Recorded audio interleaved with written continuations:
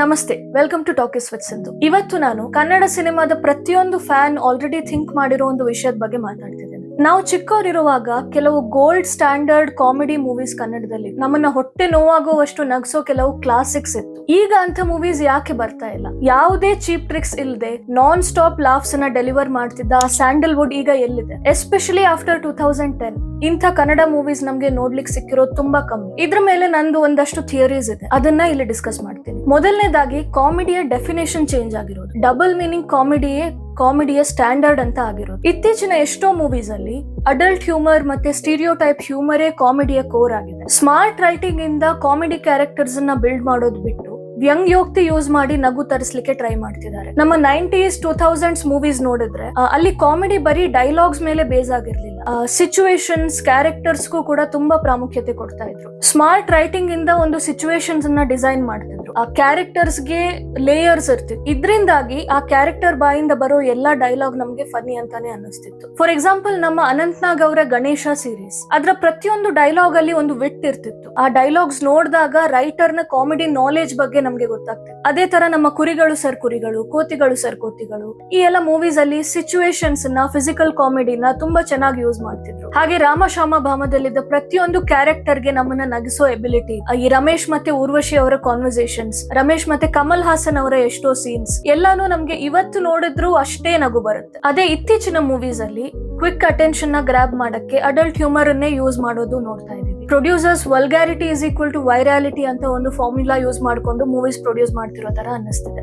ಇನ್ನು ಎರಡನೇದಾಗಿ mass heroes ಮೇಲೆ ಇರೋ ಒಂದು ಕ್ರೇಜ್. ಇವತ್ತು ಫ್ಯಾನ್ಸ್ ಪ್ರತಿಯೊಂದು ಮೂವಿಯಲ್ಲಿ ಆಕ್ಷನ್ ಹೀರೋಸ್ ಅನ್ನ ನೋಡ್ಲಿಕ್ಕೆ ಇಷ್ಟಪಡ್ತಾರೆ. ಈ ಮಾಸ್ ಎಲಿವೇಶನ್ ಸೀನ್ಸ್ ಇಂದಾಗಿ ಕಾಮಿಡಿ ಬ್ಯಾಕ್ ಸೀಟ್ ತಗೊಳುತ್ತೆ. ಎಷ್ಟೋ ಮೂವೀಸ್ ಅಲ್ಲಿ ಸ್ಮಾರ್ಟ್ ಕಾಮಿಡಿ ರೈಟಿಂಗ್ ಗೆ, ಒಳ್ಳೆ ಕಾಮಿಡಿ ಕ್ಯಾರೆಕ್ಟರ್ಸ್ ಗೆ ಸ್ಪೇಸೇ ಇಲ್ದಿರೋ ತರ ಆಗುತ್ತೆ. ಇನ್ನು ಬಜೆಟ್ ಬಗ್ಗೆ ನೋಡೋದಾದ್ರೂ ಹಾಗೆ, ಬಜೆಟ್ ನ ಒಂದು ದೊಡ್ಡ ಚಂಕ್ ಆಕ್ಷನ್ ಗೆ, ಸಾಂಗ್ಸ್ ಗೆ, ಗ್ರ್ಯಾಂಡ್ ವಿಜುವಲ್ಸ್ ಗೆನೆ ಅಲೋಕೇಟ್ ಮಾಡ್ತಾರೆ. ಇದರಿಂದಾಗಿ ಒಂದು ಕಾಮಿಡಿ ಮೂವಿ ಮಾಡ್ಲಿಕ್ಕೆ ಹೊರಟ್ರು ಪ್ರೊಡ್ಯೂಸರ್ಸ್ ಗೋಸ್ಕರ ಮಾಸ್ ಅಪೀಲ್ ಅನ್ನ ಹಾಕಿ ಇದು ಈ ಕಡೆ ಫನ್ನಿನೂ ಅಲ್ಲ, ಆ ಕಡೆ ಥ್ರಿಲ್ಲಿಂಗೂ ಅಲ್ಲ ಅಂತ ಆಗಿ ಒಂದು ಹೈಬ್ರಿಡ್ ಮೆಸ್ ಆಗಿ ಉಳ್ಕೊಳ್ಳೋದು. ಮೂರನೇದಾಗಿ ರಿಸ್ಕ್ ತಗೊಳ್ಳೋ ವಿಲ್ಲಿಂಗ್ನೆಸ್ ಇಲ್ಲದೆ ಇರೋದು. ಪ್ರೊಡ್ಯೂಸರ್ಸ್ ಹೆಚ್ಚಾಗಿ ಈಗ ಫಾರ್ಮುಲಾ ಬೇಸ್ಡ್ ಮೂವೀಸ್ ಅನ್ನೇ ಪ್ರಿಫರ್ ಮಾಡ್ತಾರೆ. ಇದರಿಂದಾಗಿ ಒರಿಜಿನಾಲಿಟಿ ತುಂಬಾ ರೇರ್ ಆಗಿದೆ. ಒಂದು ವಿಟ್ಟಿ ಸ್ಕ್ರಿಪ್ಟ್ ಬೇಕಾದ್ರೆ ಒಳ್ಳೆ ರೈಟರ್ಸ್ ಮೇಲೆ ಇನ್ವೆಸ್ಟ್ ಮಾಡ್ಬೇಕಾಗುತ್ತೆ, ಬಟ್ ಅದನ್ನ ಇವಾಗ ಯಾರು ಮಾಡ್ತಿದ್ದಾರೆ? ಇದರಿಂದಾಗಿ ಒಂದಷ್ಟು ಒಳ್ಳೆ ಕಾಮಿಡಿ ರೈಟರ್ಸ್ ಇದ್ರೂನು ಅವ್ರು ಕಂಪ್ಲೀಟ್ಲಿ ಸೈಡ್ ಲೈನ್ ಆಗಿರೋ ತರ ಆಗಿದೆ. ಇನ್ನು ಕೊನೆಯದಾಗಿ ಫ್ಯಾನ್ಸ್ ನ ಎಕ್ಸ್ಪೆಕ್ಟೇಷನ್ಸ್ ಇವಾಲ್ವ್ ಆಗಿರೋದು. ಸೋಷಿಯಲ್ ಮೀಡಿಯಾ ಬಂದು ನಮ್ಗೆ ಕ್ವಿಕ್ ಹ್ಯೂಮರ್ ತುಂಬಾ ಈಸಿಲಿ ಸಿಗ್ತಾ ಇದೆ. ಸೊ ಬಿಲ್ಟ್ ಅಪ್ ಹ್ಯೂಮರ್ ನ ಕನ್ಸ್ಯೂಮ್ ಮಾಡಕ್ಕೆ ನಮ್ಗೆ ಪೇಷನ್ಸೇ ಇಲ್ದಿರೋ ತರ ಆಗಿದೆ. ಇನ್ನು ಇನ್ನೊಂದು ಆಂಗಲ್ ಅಲ್ಲಿ ನೋಡೋದಾದ್ರೆ ಕಾಂಟೆಂಟ್ ತುಂಬಾ ಈಸಿಲಿ ಆಕ್ಸೆಸಿಬಲ್ ಇದೆ. ಪ್ರತಿಯೊಂದು ಲ್ಯಾಂಗ್ವೇಜ್ ನ ಮೂವಿ ಅಥವಾ ಬೇರೆ ಯಾವುದೇ ಫಾರ್ಮ್ ಆಫ್ ಕಾಂಟೆಂಟ್ OTT ಅಲ್ಲಿ ನಮ್ಗೆ ತುಂಬಾ ಈಸಿಲಿ ಅವೈಲೇಬಲ್ ಇದೆ. ಇದರಿಂದಾಗಿ ಕೆಲವು ಮೂವೀಸ್ ಬಂದು ಹೋಗೋದೇ ಜನರಿಗೆ ಗೊತ್ತಾಗಲ್ಲ.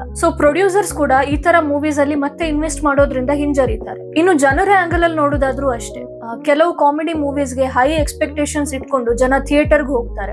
ಬಟ್ ಆ ಕಾಮಿಡಿನ ಅದು ಡೆಲಿವರಿ ಮಾಡದೇ ಇರೋವಾಗ ಜನರಿಗೆ ಮತ್ತೆ ಇಂಥ ಮೂವೀಸ್ ಅಲ್ಲಿ ಟೈಮ್ ಇನ್ವೆಸ್ಟ್ ಮಾಡ್ಲಿಕ್ಕೆ ಧೈರ್ಯ ಬರೋದಿಲ್ಲ. ಇದಕ್ಕೆ ನಮ್ಮ ಕೆಲವು ರೀಸೆಂಟ್ ಎಕ್ಸಾಂಪಲ್ಸ್ ನೋಡೋದಾದ್ರೆ ಪೌಡರ್, ಬ್ಯಾಚುಲರ್ ಪಾರ್ಟಿ, ಈ ಎಲ್ಲಾ ಮೂವೀಸ್ ಔಟ್ ಅಂಡ್ ಔಟ್ ತಮ್ಮನ್ನ ಕಾಮಿಡಿ ಮೂವೀಸ್ ಆಗಿ ಪ್ರಮೋಟ್ ಮಾಡಿದ್ರು. ಬಟ್ ಜನರಿಗೆ ಅದು ಇಷ್ಟ ಆಗ್ಲಿಲ್ಲ, ಫನಿ ಅಂತ ಅನ್ಸ್ಲಿಲ್ಲ. ಇನ್ನು ಲಾಫಿಂಗ್ ಬುದ್ಧ ನೋಡೋದಾದ್ರೆ ಇದ್ರಲ್ಲೊಂದು ಫ್ರೆಶ್ ಸಟಲ್ ಕಾಮಿಡಿನ ಟ್ರೈ ಮಾಡಿದ್ರು, ಬಟ್ ಅದನ್ನು ಜನರಿಗೆ ಇಷ್ಟ ಆಗ್ಲಿಲ್ಲ. ಸೊ ಸ್ಯಾಂಡಲ್ವುಡ್ ಅದರ ಕಾಮಿಡಿ ಎಡ್ಜ್ ನ ಕಂಪ್ಲೀಟ್ಲಿ ಕಳ್ಕೊಂಡಿದ್ಯಾ? I think there still some hope. ಇದಕ್ಕೆ ಕೆಲವು ಎಕ್ಸಾಂಪಲ್ಸ್ ನೋಡೋದಾದ್ರೆ ನಮ್ಮ ಸರ್ಕಾರಿ ಹಿರಿಯ ಪ್ರಾಥಮಿಕ ಶಾಲೆ, ಇದರಲ್ಲಿ ಇನ್ನೋಸೆಂಟ್ ಕಾಮಿಡಿ ಇತ್ತು, regional and dialect based humour ಇತ್ತು, ಎಕ್ಸೆಂಟ್ರಿಕ್ ಸೀನಿಯರ್ ಕಾಮಿಡಿ ಇತ್ತು, ಎಲ್ಲಾನು ತುಂಬಾ ಕ್ಲೀನ್ ಅಂಡ್ ನ್ಯಾಚುರಲ್ ಆಗಿತ್ತು. ಇನ್ನು ನಮ್ಮ ಕಿರಿಕ್ ಪಾರ್ಟಿನೂ ಅಷ್ಟೇ, situational college campus humour, character driven mischief, ಎಲ್ಲಾನು ರಿಯಲಿಸ್ಟಿಕ್ ಅಂಡ್ ರಿಲೇಟೇಬಲ್ ಆಗಿತ್ತು. ಹಾಗೆ ನಮ್ಮ ಹಾಸ್ಟೆಲ್ ಹುಡುಗರು ಬೇಕಾಗಿದ್ದಾರೆ, ಇದು ಒಂದು ಡಿಫ್ರೆಂಟ್ ಟೈಪ್ ಆಫ್ ಕಾಮಿಡಿ ಆಗಿತ್ತು. ಕಾಮಿಡಿ ಸ್ವಲ್ಪ ಲೌಡ್ ಇದ್ರೂನು ಅದು ಲ್ಯಾಂಡ್ ಆಯ್ತು. ಈ ಮೂವಿಯಲ್ಲಿ ಮೆಟಾ ಮತ್ತೆ ಸೆಲ್ಫ್ ಅವೇರ್ ಹ್ಯೂಮರ್ ಅನ್ನ ಯೂಸ್ ಮಾಡಿದ್ರು. ಕಾಮಿಡಿ ಟೈಮಿಂಗ್ ತುಂಬಾ ಕ್ಲೆವರ್ ಆಗಿದೆ. ಹಾಗೆ ನಮ್ಮ recent ಸೂಫ್ರಮ್ಸು situational, rural, rooted comedy,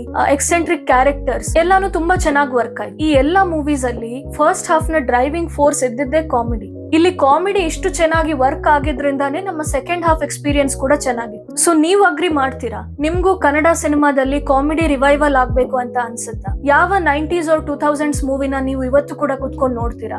ನನಗೆ ಕಾಮೆಂಟ್ ಮಾಡಿ ಹೇಳಿ. ವಿಡಿಯೋ ಇಷ್ಟ ಆಗಿದ್ರೆ ಲೈಕ್ ಮಾಡಿ, ಚಾನೆಲ್ಗೆ ಸಬ್ಸ್ಕ್ರೈಬ್ ಮಾಡಿ. Thank you. ಬೇಗ ಸಿಗುವ.